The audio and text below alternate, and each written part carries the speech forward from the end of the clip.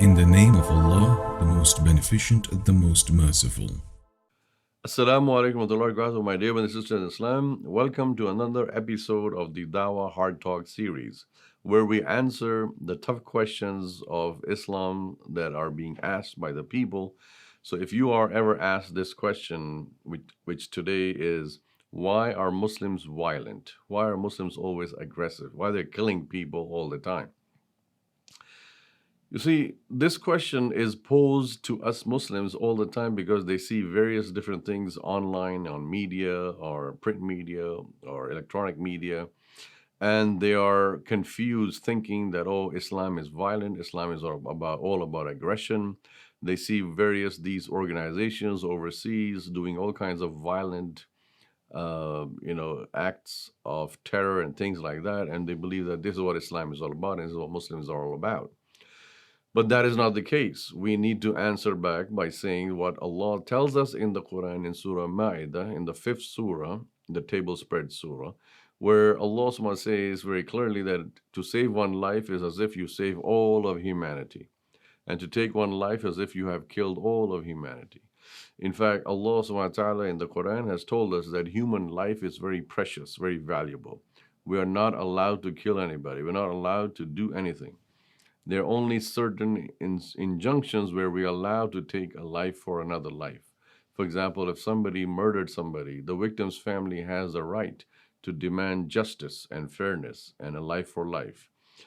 So those are some of the scenarios where it is divinely ordained and authorized to take a life. But in general speaking, in a general way, Allah subhanahu wa ta'ala in the Quran has forbidden people from killing and from taking people's lives. As far as the verses in the Quran about battlefield and engagement and rules of engagement and fighting, that is a separate context. That's the context of within a war, within a battle. But in general, Muslims are told not to take other people's life. In fact, Muslims are told not to hurt other people, not to harm other people. There are numerous ahadith of Rasulullah, the Prophet, peace upon him, that advocate to Muslims that be kind, be gentle to people, be polite, don't be aggressive to people, don't take people's lives, don't oppress people, don't be unjust to people. Do not kill people. Do not take life unjustly.